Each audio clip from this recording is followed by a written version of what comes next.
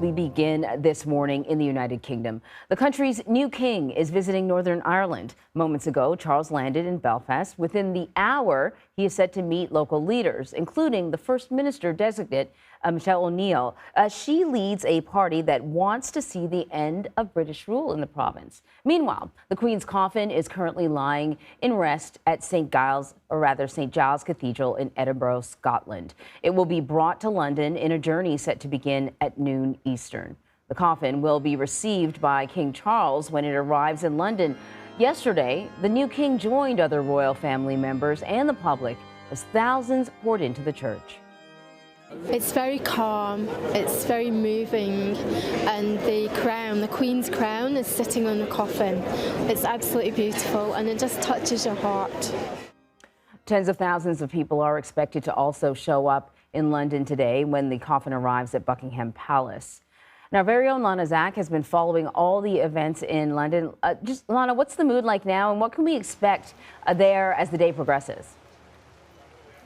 Honestly, Anne-Marie, there's a bit of excitement here as there have been practicing the pomp and circumstance that's going to take place after she arrives later this evening, and then of course for that procession that's going to take place tomorrow that will take her then to Westminster Hall.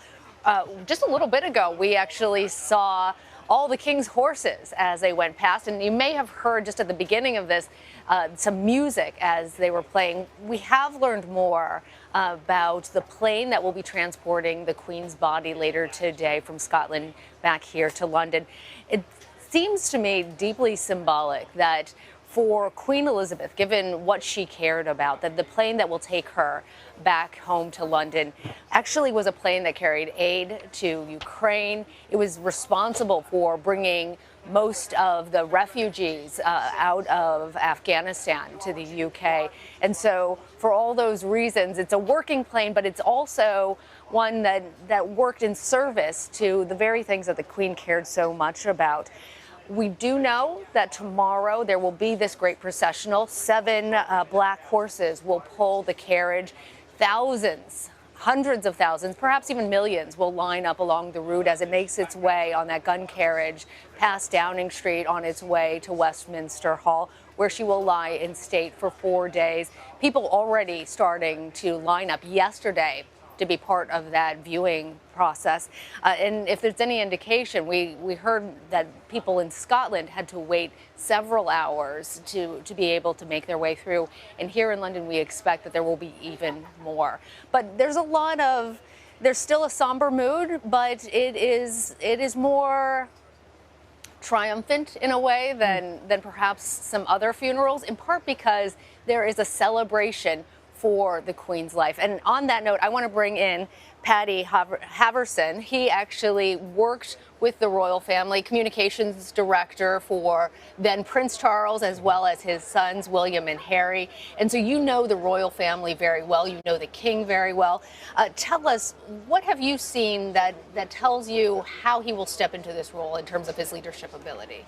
I think the first thing that strikes me is that his priority this week and into Monday is to lead the nation in mourning his mother and of course lead his family, but it's that leadership of the nation. So we've seen it in the dignity and the serenity he's brought to the role already. And his address to the nation on that Friday night was really important, and his emphasis of the role that he's taking on and how he understands the fact that it's a different role to when he was Prince of Wales, how there are constitutional conventions as king that he must now adhere to, but also the personal side. That address was a lovely combination of the personal and the constitutional. And I think we see that all through the events of the last few days, and we'll see it through to Monday, is that mix of the family and the nation. And on that, the reviews have been very positive for how the new king has done. But what do you think will be his greatest challenge? I think it's continuity. The royal family and the monarchy represent stability and continuity, and so it's this sort of, it's putting his mark on the monarchy as the new king, but also in a way making it feel seamless from the Queen, from his mother, so it doesn't feel like there's a bump in the road or a significant change of gear, but actually it's seamless. But he'll bring his own character to it. He'll stay within the conventions of the role as required as head of state, but also perhaps some informality. We've seen some of that when he was outside here a few days ago, the little walkabouts, the engagement with the crowd. That's really him.